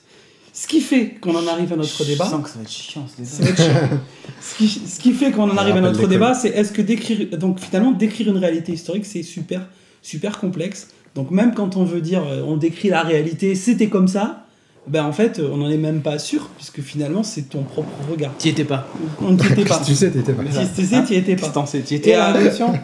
Et justement, c'est à cause de ça que ça m'avait fait réagir, parce que Mélenchon parlait de Robespierre justement, et disait que oui, Robespierre, en fait, c'était un révolutionnaire intègre, etc. Il y a plein de regards sur Robespierre. Il y a le côté terreur avec son côté impitoyable. Il a vraiment sauvé la révolution, oui, mais il y a plein de choses. Mais c'est vrai que ce que vous avez appris, c'est plutôt le côté... Moi, c'est la terreur. La terreur, on apprend ça. Aujourd'hui, on nuance un peu dans les cours. On dit oui, il y avait la terreur, mais sans la terreur, la révolution, elle se serait plantée. Disons qu'on serait retourné à la monarchie. Alors, réfléchissons, si on est une république aujourd'hui, est-ce que c'est pas aussi une demande de la part de l'État de dire hey, on est dans une république, une démocratie, il faut dire du bien de Robespierre parce qu'il a sauvé la république et la démocratie. Donc il y a une réflexion. Il faut savoir que les programmes d'histoire, c'est pas créé au hasard. Il y a un comité national des programmes qui est en concertation avec les politiques qui décide ce qu'on apprend à nos enfants, quoi. C'est pas un truc qui est la propagande. C'est pas super simple. C'est pas super simple. Alors pour revenir justement sur les séries maintenant, ou les films, etc. Moi, la question que je me posais, c'est est-ce que pour vous, prendre une liberté totale avec l'histoire, en fait, c'est la dénigrer? C'est-à-dire, est-ce que c'est un... Moi, ouais, alors... en fait, je vais te dire un truc. Et Sébastien, on partage le même avis que moi sur la question. Je te prends par exemple l'exemple d'un jeu, ou même d'un film, mais surtout d'un jeu. Moi, par exemple... Je déteste jouer à des jeux historiques qui retracent des batailles ayant déjà existé dont on connaît l'issue finalement. Les seules choses qui m'intéressent, c'est quand on est plutôt justement dans l'Uchronie. C'est-à-dire qu'on parle d'un point dans l'histoire. On dit à partir de ce moment-là, si les choses s'étaient passées différemment, comment ça se serait passé. Et je trouve ça 1000 fois plus intéressant. C'est beaucoup plus libre et créatif que de se baser uniquement sur des faits historiques et des choses qui sont finalement figées. Tu vois ce que je veux dire ? C'est-à-dire que même dans Assassin's Creed Unity, ça se passe pendant la Révolution française et tout ça, mais est-ce que le postulat de base, c'est de dire l'issue est de toute façon la même, ou alors on est dans une uchronie totale et au bout d'un moment ça a bifurqué et tu vois, enfin... Ça bifurque forcément, t'as forcément un côté libre arbitre vu que t'es joueur, tu participes à l'action. Mais t'as l'impression quand même que quoi que tu fasses, tu aboutiras à l'histoire avec un grand H, tu vois. C'est-à-dire qu'on va te guider vers une fin. Voilà, c'est ça. Sortir et du coup, moi, je trouve que quand je joue à un jeu, alors tu vois, genre les Rome Total War, machin, qui sont des jeux de stratégie où tu fais de la bataille et tout ça, mais bon, in fine, je sais pas comment dire, je n'arrive pas à trouver l'intérêt. Si tu connais l'issue, en fait, t'arrives pas à trouver l'intérêt. Pour moi, je ne vois pas l'intérêt de... En fait, je sais pas, je préfère à la limite lire un livre qui me raconte ces trucs-là. Je ne vois pas l'intérêt de jouer la bataille. Enfin, à la limite, si l'issue est inversée... Le problème, c'est qu'après, ça rentre plus dans le cadre du truc. Ça reste un jeu, après, si c'est... Ouais, mais c'est ça, en fait, que je n'arrive pas à trouver d'intérêt au jeu, entre guillemets, historique, tu vois. Après, pour le cinéma, c'est pas pareil, parce que on est plus on raconte des faits que l'on connaît ou que l'on ne connaît pas, donc c'est une interprétation de l'histoire qui est plus ou moins respectée. Ça bifurque pas mal, quoi. Souvent, ça bifurque. Je te donne un exemple. Comment il s'appelait Abraham Lincoln, chasseur de vampires. Bon, ok, tu vois. Ouais. Après, t'as différents degrés, mais par exemple, moi, je pense à la série Rome, qui quand même montrait un point de vue très détaillé. Mais t'avais quand même des parties qui bifurquaient pas mal de l'histoire romaine, quand même. Oui. T'avais la petite histoire dans l'histoire, mais bon. Quand t'apprends qu'un des légionnaires romains, c'était qui a couché avec Cléopâtre, et qu'évidemment, c'est le père de... Comment il s'appelle ? Ouais, je sais pas, j'ai pas vu la série Rome. J'ai pas vu du tout, en fait. C'est Césarion, le père de Césarion. Le père de Césarion. Le père de Césarion, en fait, et que c'est pas César. Ah oui. Oui, ce serait pas César. Voilà, ça, en plus, mais ça, des théories qui disent que ce serait pas lui, donc c'est pareil. Il s'amuse sur pas mal de choses. Mais moi, tu parlais du fait de connaître la fin. Moi, je pense à Assassin's Creed aussi. Ne bouge pas. Oui, je vois pas, mais c'est pour que je te vois. Je t'entends, ne me vois pas. Dans Assassin's Creed, par exemple, tu as quand même le principe... Tu vas croiser des grandes personnalités, puisque tu croises Robespierre, tu croises Napoléon, etc., dans Unity. Mais ce qui est intéressant, c'est finalement, ils se sont amusés. Ton personnage va jouer un rôle dans l'histoire, mais ce rôle va être méconnu. Ok, la fin, on la sait. La fin, on la connaît. On sait comment va finir Robespierre, comment va finir Napoléon, on le sait. Mais ce qui est intéressant, c'est de voir comment ton personnage s'est glissé dans cette histoire. Ça, moi, je trouve ça rigolo d'avoir joué là-dessus, tu vois. Pourtant, je connais la fin, mais ça me dérange pas, là. Mais là, on n'est pas sur des faits historiques. Non. Parce que ton personnage n'a jamais existé. Oui, mais... Donc, après, Qu'est-ce que t'en sais On sait pas. Et puis la guerre entre assassins et templiers, peut-être qu'elle continue. Je ne crois pas que Assassin's Creed ce soit une C'est pas la réalité. Mince, c'est pas la réalité. J'ai un vieux doute. Mais tu vois, c'est plus ça. Et après, il y a aussi l'histoire avec un petit H. Et là, on revient plus sur... Enfin, c'est un débat qui serait peut-être différent, mais c'est un peu... On pourrait faire le parallèle avec les adaptations de comics au cinéma ou les adaptations de BD en série, tu vois. Typiquement Walking Dead, qui respecte pas du tout l'histoire originale. Ouais. Et c'est une libre adaptation. Enfin, les grandes lignes sont là, mais ils ont pris des libertés avec la bande dessinée. Bah là, c'est un peu pareil, c'est-à-dire que quand ils te refont un film historique ou un jeu, les grandes lignes sont là, et c'est le cas d'Assassin's Creed, mais ils ont pris des libertés avec l'histoire. Tout dépend de ce que tu veux raconter en fait. Ouais, c'est ça. Tout dépend de l'histoire que tu veux raconter. Généralement, quand dans une fiction, tu vas parler des personnages, donc tu vas raconter l'histoire des personnages, donc tu peux prendre forcément des libertés par rapport à l'histoire avec un grand H. Moi, je pense. Tout dépend de ce que tu veux dire en fait. Tout dépend de l'histoire que tu veux raconter. Pour moi, tu peux prendre toutes les libertés possibles, du moment que ce que tu racontes derrière est intéressant. Si tu racontes quelque chose qui n'est pas intéressant, autant les faire. Autant pas le faire. Autant pas le faire. Mais moi, en fait, très clairement, après, moi, c'est juste le genre qui m'insupporte, mais j'aime pas les trucs historiques. Enfin, je préfère regarder un documentaire que de jouer à un jeu historique ou même un film qui retrace des faits historiques. Le truc, ça dépend de ce que t'attends aussi. C'est vrai que si tu te dis j'attends de connaître la vérité. C'est intéressant d'avoir des. Enfin, je trouve que les uchronies, ce genre de trucs, sont 1000 fois plus intéressantes. De se dire, voilà, l'histoire est bonne jusqu'à un certain point, et ensuite on fait autre chose, quoi. Non, mais moi je dis, ça dépend de ce que t'attends. Est-ce que t'attends la réalité historique, enfin, ou la plus proche possible de la réalité? Dans ce cas, autant de faire un documentaire.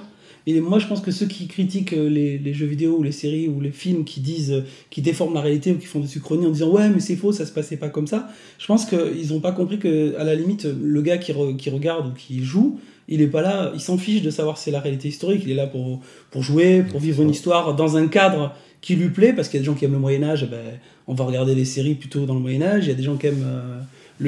La science-fiction, c'est pareil, je veux dire, la science-fiction, bon voilà, c'est le futur, mais pourquoi pas, tu vois, ce que je veux dire, c'est que chacun, finalement, doit trouver son compte. Par contre, un truc qui est beaucoup plus intéressant et qui n'a jamais été dit dans le débat là, sur Assassin's Creed, par exemple, c'est que si ça peut permettre à des gens de s'intéresser à l'histoire, ça peut être une porte d'entrée sympa. Ça peut être une porte. Et je dis ça parce qu'aujourd'hui, en fait, ça m'a marqué. J'ai écouté deux élèves discuter et ils parlaient d'Assassin's Creed Unity. Et il y a une petite qui est venue me voir, elle parle de son frère qui joue à Assassin's Creed. Et elle me dit ah, mais mon frère, il arrête pas de me parler de ça. On fait quand la Révolution française? Ça a l'air trop intéressant. Et je me suis dit, par ce biais-là, eh ben ouais, elle va peut-être. Wow, Robespierre, comment il a marave le type, et il a marave sa face à l'autre. Mais oui, pourquoi pas. Et après, du coup, t'abordes la chose sous un angle un peu original. Bon, voilà. Ouais. C'est pas. Tu peux partir d'Assassin's Creed pour faire un cours d'histoire, pourquoi pas. Mais bien évidemment, faut jamais dire, bon, la réalité, c'était comme dans Assassin's Creed. Pareil. Dans Paris, on tuait les gens à tour de bras. Ça, c'est faux, mais n'importe quelle personne, sans doute, quoi. Ça, c'est pas sûr. Ouais. Après, voilà, on sait très bien que c'était pas comme ça, c'est pas non plus une ville pas sûre. Regarde Mélenchon, tu vois. Ouais, mais justement, moi, ça m'avait un peu agacé, ce genre de Parce qu'en fait, en gros, on faisait de la propagande anti-révolutionnaire avec Assassin's Creed Unity. Ouais, c'est ce qu'il a dit, ouais. Mais là, ça m'a quand même bien choqué, quoi. C'est un jeu.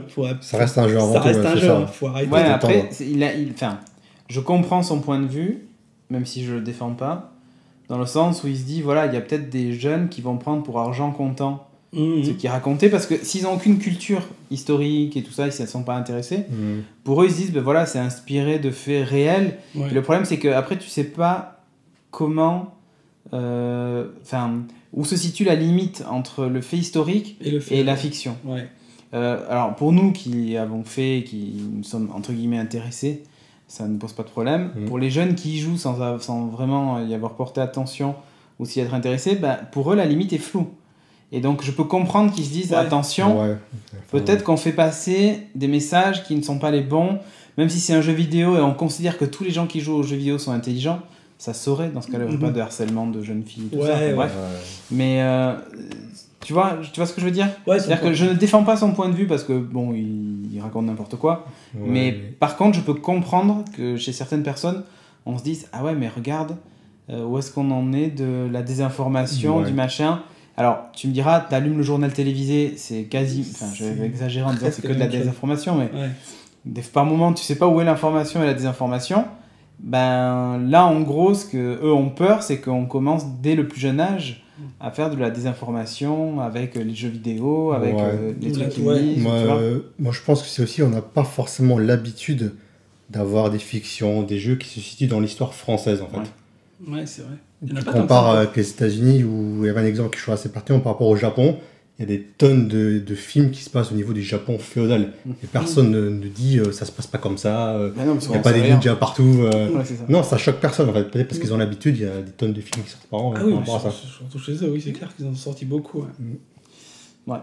Je sais pas quoi trop en penser, mais moi je pars du fait que si tu t'inspires de faits historiques, il faut que ce soit clairement annoncé que tu as pris des libertés, quoi. Ouais, bah après c'est annoncé dans Assassin's Creed. Pour moi c'est implicite, tu vois. Non mais pour moi aussi c'est implicite. Un film c'est une fiction. Pas pour tous. Sinon c'est un documentaire. Parce que mais pas pour tous. Non mais regarde des fois quand tu lis les commentaires de Google. Tu l'as dit, c'est bon. Non mais je suis désolé, des fois il n'y a pas d'autre mot pour qualifier ça, quoi. Des mecs qui commentent comme si les personnages de fiction étaient réels, quoi, tu vois. Ouais. Et souvent ce sont des jeunes qui réalisent pas que...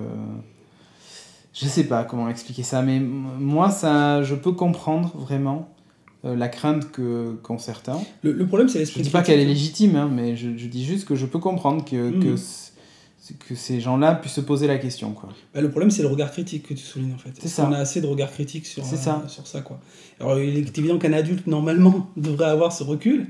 Il a peur pour des enfants, mais aux parents aussi. Je donne un exemple tout bête. Moi, la Renaissance italienne, c'est pas le truc qui m'a passionné quand j'étais à l'école. Je te dis tout de suite. Quand j'ai joué à Assassin's Creed 2, j'étais pas capable de te dire ce qui était vrai et faux, quoi. D'accord. Enfin, je veux pas situer la limite, tu vois. Avec il y avait Léonard de Vinci, il y avait tout un tas de trucs dans Assassin's Creed 2, beaucoup de personnages et tout. Les Médicis et tout, mais j'étais incapable de te dire ce qui était romancé, ce qui ne l'était pas. Donc je suis parti du principe que tout était romancé, sauf qu'il y a peut-être des vrais faits réels, historiques, que je ne connais pas, en fait. Il y a des vraies scènes. Voilà, mais tu vois, c'est ça le truc. C'est ça. Bon, après, comment ça s'appelle, la révolution... l'indépendance américaine vis-à-vis des Anglais dans le 3 et tout ça. Oui, on le sait, quand ils jetaient le thé à l'eau et tout ça. La petite partie, exactement. Et donc là, tu sais que ça existe, tu le vois, ok, sauf que tu sais pas si ça s'est vraiment passé comme ça. Si, tu vois, il y a vraiment... il y a des parties de l'histoire... Prennent des libertés. Oui, mais le problème, c'est que quand tu ne sais pas où se situe le curseur, c'est là que tu peux te dire, attends, le mec il pourrait faire passer n'importe quel message derrière. Volontairement ou pas, mais... Faut pas dire du principe qu'il y a forcément des libertés prises, sinon ça devient... Si tu veux voir un truc 100% vrai, tu regardes un documentaire, là t'es sûr de pas te planter. Ouais, il vaut mieux partir avec le postulat, te disant voilà... Après c'est subjectif, c'est une fiction. Voilà, c'est subjectif. Mais même, ce que je veux dire, c'est que là vraiment pour moi, le problème est là. C'est-à-dire que, dans ce cas-là on dit, oui ok, il faut vraiment respecter les faits historiques, et on peut s'amuser avec des trucs anecdotiques à côté, ok. Sauf que... C'est un peu chiant. Non, mais quand tu joues à un jeu comme Assassin's Creed, qui est hyper immersif, où tu as l'impression de faire part de l'histoire, enfin que tu fais partie de l'histoire et machin, tout t'incite à croire et prendre pour argent comptant la plupart des choses qui se passent. Tu vois, tout t'incite à ça. Parce que par leur raisonnement plus ou moins alambiqué, à la fin on arrive à la révolution, et donc ça pourrait être un des cheminements intellectuels qui fait que... Mais là aussi c'est du chronie, ça aussi quelque part. Mais bien sûr, mais... C'est bien, je trouve. C'est pas présenté comme ça. Ouais. Ah non. C'est quand même... dès le début, c'est que la partie futuriste qui se passe à notre époque qui est vraiment présentée comme ça, mais la partie dans le passé, elle est pas présentée comme une uchronie. Les mecs, ils sont pas en train de voyager ils roulent pas dans des voitures à vapeur dans la Révolution française, tu vois. Ah non, donc, c'est dommage. Mais voilà, mais ce que je veux dire, que la vraie uchronie, c'est quand t'as soit une technologie qui... une réécriture complète, quoi. Voilà, qui fait que la société n'a pas évolué de la façon dont elle le devait, ou tu vois, ou par exemple, si les Zeppelins s'étaient pas crashés, peut-être qu'aujourd'hui on utiliserait tous des Zeppelins, tu vois. Ce genre de truc, tu vois. C'est vraiment ça. Donc, je sais pas, moi je suis je suis partagé sur ça. T'avais autre chose à ajouter ou c'est un... Ah non, moi c'est la grosse question. Après, moi j'avais relevé des trucs, mais c'est pas forcément à débattre. Mais c'est vrai qu'on voit aussi quand même que dans certaines œuvres geeks, l'histoire a vachement influencé certaines œuvres. Je pensais par exemple je pensais à la série V. C'est une série des années 80, c'est ça, hein. Ouais. Et les méchants sont... Qui a été rebooté dans les années 2010. Ils sont en rouge, je crois. Oui, ils sont en rouge. Ouais. Et on est en pleine fin de la guerre aussi, certains. On est en fin de guerre froide et souvent on utilisait le rouge, même je crois chez les super méchants dans les comics. On utilisait beaucoup le rouge en couleur dominante pour... sauf Flash. Sauf quelques-uns, il y a des exceptions notables, heureusement. Mais bon, pour les montrer méchants. Et est-ce que c'est une allusion? Alors c'est pareil, est-ce que c'est une allusion au communisme ou pas? Il n'est pas communiste. Est-ce que, voilà, c'est Red Skull, oui, voilà. Il va coco, hein, mais bon, en tout cas, c'est... Dans l'histoire, on utilise souvent, il y a des petites allusions. Et c'est pareil, le truc qui me plaît assez, c'est par exemple Akira. Ça, c'est assez fort. Akira, c'est... donc pour d'Otomo, là il y a une claire allusion à l'histoire et à Hiroshima. Parce que c'est Little Boy, quoi, le nom de la bombe. Akira est un petit garçon qui a les capacités de détruire une ville. D'ailleurs, avec cette scène, 20 ou 24 pages, je crois, au milieu de Akira, où des immeubles s'écroulent. Enfin, c'est hallucinant. Le mec, sur 20 pages, il n'y a pas un dialogue avec des immeubles qui s'écroulent. Et ça s'est resté culte. Et justement, c'est le traumatisme, en fait, d'Hiroshima, là, qui est carrément retranscrit sur la BD. Donc, finalement, à travers aussi certaines œuvres, on retrouve de l'histoire. C'est pas vraiment un sujet de débat. Hein. Là, c'était juste quelques remarques que j'avais. Vous n'avez pas remarqué quand même que les méchants qui reviennent là sont vraiment les nazis? Ouais, ils reviennent pas mal. Ouais. Il y a pas mal de films dont les méchants sont plus ou moins des nazis. Iron Sky. Non, mais Iron Sky 2. Mais est-ce que c'est Hitler sur le tyrannosaure? Mais est-ce que ça correspond pas aussi à une crainte de radicalisation de la société en ce moment? Peut-être, mais c'est rigolo parce que vraiment on voit que c'est normal, ça dépend de l'époque, mais tu vois, fin de la guerre froide, c'était les communistes. Ouais, plutôt. Maintenant, il n'y a plus. Il y avait les Russes, tout ça, enfin bon, le truc classique, quoi. Après, on est passé. Qu'est-ce qu'on a eu d'autre? Bon, évidemment, on est passé aux musulmans. En septembre, pas les musulmans, les islamistes. L'islamisme radical. Voilà, donc là, voilà, c'était ça le méchant. Et là, j'ai l'impression qu'on revient un petit peu sur le nazi. Ça reste le méchant ultime. Ouais, mais tu vois, par exemple, dans The Strain, c'est des Allemands. Enfin, oui, Allemands, oui. Ça s'est passé aussi pendant la Seconde Guerre mondiale. Donc ouais, tu vois, des Allemands qui persécutaient les Juifs et les méchants. Cette espèce de monstre là, on a presque l'impression que c'est une expérience nazie, tu vois. En fait, c'est un peu ça l'idée, c'est que les nazis essayaient de réveiller des bestioles, enfin voilà, bref. Donc tu retombes un peu sur cette thématique là. Bon, je parle même pas de Agent of Shield où le méchant c'est Hydra, donc voilà, c'est réglé. Donc c'était les méchants nazis. Pareil dans les comics Marvel, là on nous montre des méchants nazis. Le premier Iron Man où on avait vu des talibans. Ouais, mais c'est vrai que c'était l'Afghanistan. Et oui, ça correspond aussi à. Ça correspondait à cette époque, ouais. Le premier, oui. Mais là, j'ai l'impression que le méchant change. Ça revient sur le nazi, ouais. Tu vois, je sais pas d'autres exemples comme ça qui arrivent direct, mais. Bah, ça reste un méchant hyper charismatique, c'est vrai que. C'est cyclique, hein, de toute façon. C'est cyclique, et puis comme tu dis, c'est facile à utiliser aussi, finalement. Hein. Ouais, là, on va retaper du zombie. Putain, le zombie, je pensais qu'on avait fini, mais là, ça revient. Avec In the Flesh saison 2, mais voilà. Et Zombie Nation et tout ça, là, Sophie nous en parlera. Il y a eu beaucoup de vampires. Après, on va passer aux zombies. Les vampires, les zombies, on tourne. C'est ça. Les loups-garous, après. Mais là, voilà, j'ai l'impression que les nazis reviennent un peu. À la mode. Ouais, mais ça craint. Faut pas trop qu'ils reviennent à la mode pour de vrai, quand même. Ce serait dommage. Ouais. Mais ouais. Donc, du coup, bon, écoute, l'histoire avec un grand H, pour moi, dans le divertissement, il faut faire attention à où se place le curseur, ou alors il faut clairement faire un truc qui bifurque. Tu mets un message au début. Tu es plus sur le délire total, quoi. Moi, pas forcément. Je pense qu'on peut bifurquer. Non, c'est chiant, j'arrête pas de bailler depuis tout à l'heure. C'est chiant comme débat. Non, mais voilà. Moi, je pense qu'on peut prendre toutes les libertés possibles, au moment que tu racontes quelque chose d'intéressant. Donc toi, t'es genre, on peut raconter n'importe quoi. N'importe quoi, Inglourious Bastard, il tue Hitler à la fin, tu vois. Je trouve ça génial. Inglourious Bastard, c'est énorme.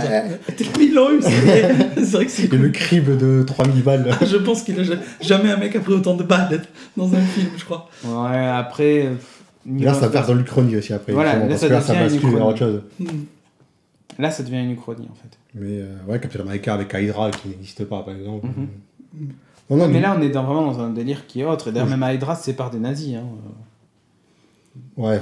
Ah bah si. Ouais, c'est que dans les films, après, dans les... Oui, dans le film, il se sépare des nazis. Enfin, Hydra devient une entité à part entière. Donc, je citais Rome, par exemple, Ouais. ou les Borgia aussi, qui prennent des libertés. Ouais, il y avait aussi, celui sur Henri VIII. Les Tudors. Les Tudors, c'est ça. Ouais, que j'ai moins aimé.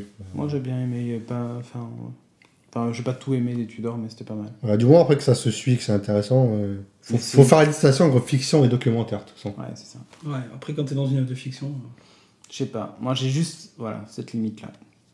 Bon, je vais arrêter de le dire, parce que c'est 50 Voilà. Ouais, mais J'ai une on a compris. limite. C'est tout. Bah écoute, je vous propose qu'on passe tout de suite au courrier.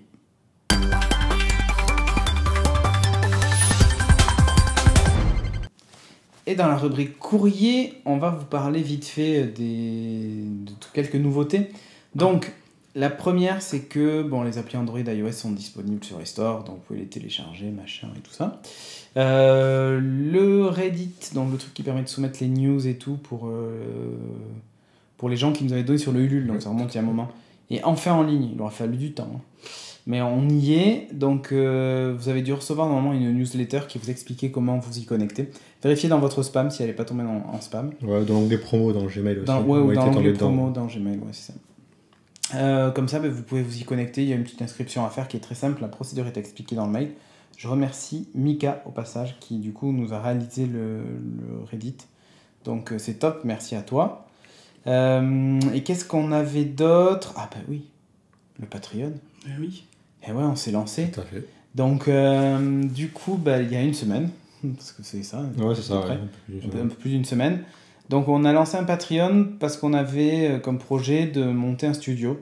Alors il s'avère que moi j'avais une opportunité de trouver un appartement pas très loin ici, qui nous permettait donc d'avoir le studio, et on s'est dit on va lancer la souscription, on va voir si ça marche, et si ça marche, on signe tout de suite le bail avant que l'appartement soit loué, parce qu'il était vraiment idéal pour ce qu'on voulait faire, et donc il a très bien marché, Patreon, ouais. parce que là au moment où je parle on a 800 et quelques dollars par mois, donc ce qui va nous permettre de payer notre part du loyer et tout ça, et même du coup un petit peu plus, donc c'est bien. On a mis un dernier palier à $1000, je crois, c'est ça, $1000, qui va nous permettre en fait du coup avec l'argent en plus, on va pouvoir décorer d'autres murs de l'appartement, pour faire d'autres décors, et du coup tourner d'autres émissions, faire des décors spéciaux et ce genre de trucs. Par exemple, Sophie est intéressée pour faire Season 1 en vidéo, donc ça permettrait d'utiliser. Il y a une émission sur le rétro gaming aussi sous le coude apparemment. Il y a plein de choses, et donc du coup, voilà, l'idée c'est que dans une pièce, il n'y a pas qu'un seul mur, donc c'est d'utiliser les autres murs pour faire d'autres décors. Donc voilà, je vous remercie vraiment parce que vous avez été très nombreux à participer, et franchement, comme à chaque fois, on s'y attend jamais en fait. Donc du coup, merci. Si vous voulez participer, si vous n'avez pas participé, vous allez sur patreon.com/geeking, donc vous l'aurez dans les liens de l'émission, hein. Vous allez sur geeking.fr, vous avez un petit bandeau qui vous explique, qui vous dit de cliquer pour aller participer. Donc l'idée c'est pas de donner des 1000 et des 100, mais même $1 par mois, c'est top pour nous. On vous remercie déjà rien que pour ça. Exactement. Voilà, si vous étiez dit ces gars-là, ils ont des têtes sympas, même si je suis pas d'accord avec eux et que le petit gros avec le t-shirt rouge il est casse-couille, mais si je les croise dans la rue, pareil, je leur paye un café. Ouais, exactement. Tu peux nous payer un café. Aussi. Un café par mois, donc pour $1. C'est faisable. Alors il y a différents paliers là aussi pour des récompenses. Pour que vous ayez accès par exemple à la newsroom, donc c'est le Reddit qui s'appelle la newsroom, où les gens donc proposent des sujets, vous votez, comme ça on en parle dans le podcast. Donc voilà, c'est tout ce que j'avais à dire. Merci encore de nous suivre. Grand merci. Dans le prochain numéro, je vais faire du teasing. J'ai reçu une Surface 3 Pro, donc d'ici 15 jours je vais la tester à Donf pour pouvoir en parler, et surtout c'était le dernier numéro dans le décor. Hein, c'est important, on va tout démonter et on va tout brûler après. Non, on va tout brûler, non. Franchement, c'est des trucs que j'aime pas envie qu'on brûle sur les étagères. Je laisserai brûler les étagères en métal, hein. Bon courage. Il faut reconstruire. Hein. Voilà, c'est la dernière fois que vous voyez ce canapé, du coup. Ouais. Puisqu'on va pas utiliser ce canapé. Et c'est aussi la dernière fois que vous voyez Christophe. Ouais. Parce qu'on ne va plus l'utiliser, donc c'est comme le canapé. En fait, je pars avec le canapé, en fait, c'est pour ça. Je vais t'ai livré avec, c'est pour ça. Et non, donc non. Christophe qui, du coup, nous quitte. Voilà. Ouais, je passerai vous faire un coucou. De temps en temps, il passera nous faire un coucou. Ouais. Pour le 200e, tu seras là. Et puis tu viendras pour l'inauguration du studio. Quand ah même. Ouais, je viendrai voir ça. Voilà, moi, je tiens juste à dire que j'ai vraiment j'ai aimé les... Je sais pas depuis combien de temps on fait ça. On fait ça au moins 3-4 ans déjà. Ensemble. Alors avant, je faisais Gaijin. Ensemble, ça fait 2 ans au moins. Au moins 2 ans. Au moins 2 ans. Donc j'ai vraiment aimé passer ces 2 ans avec vous, puis avec les ceux qui sont arrivés au fur et à mesure. T'es arrivé au numéro 102 ou 103 102, ouais. Sur 175, donc ça fait quelques numéros. Ça fait quelques numéros. Et puis en fait, ce que je retiens aussi du podcast, c'est vraiment aussi beaucoup de rencontres aussi. Ça m'a beaucoup plu. Ça m'a permis de nouer pas mal d'amitié, et je salue d'ailleurs toutes les personnes qui se reconnaîtront sans doute, et Vincent, Sébastien, etc. Des gens que j'ai rencontrés grâce au podcast. Et là, il fait du name dropping, mais il balance des prénoms au hasard. Moi, je pourrais dire Alexis. Voilà, mais bon, bref, je pense à eux, et puis je me dis, de toute façon, que je continuerai à vous suivre, et puis de temps en temps, un petit coucou. Voilà. C'était le mot de la fin. Donc on vous dit à dans 15 jours, dans la nouvelle maison, si tout va bien. Donc pour un prochain numéro, alors on verra. Il y aura peut-être des incidents techniques, parce que comme on aura tout réinstallé, tout ça sera vraiment une nouvelle première. Nouveau départ. Ouais, c'est ça. Nouveau départ dans un nouveau décor. Donc on vous tient évidemment au courant. Et pour tous les gens qui donnent sur Patreon, vous avez en plus des petites vidéos exclusives. Bon là, depuis, il n'y en a pas eu parce qu'on n'a pas avancé dans les travaux, mais à chaque fois qu'on va faire des travaux et tout ça, je fais des photos, des vidéos, je vous les poste sur le Patreon. Demain, on va chercher les étagères et tout. Je sais pas, enfin, ça va peut-être pas vous intéresser de voir le carton des étagères, mais elle devrait l'unboxing des étagères. Waouh, mais elle devrait être montée lundi ou mardi prochain. On vous montrera des photos du canapé et tout, histoire de. Donc vous verrez ça en exclusivité avant tout le monde. Donc voilà, donc n'hésitez pas à nous soutenir sur Patreon. Et puis c'était tout. À dans 15 jours pour le prochain numéro. Ciao. Bye bye. Et ciao Christophe. Ciao. Sayonara.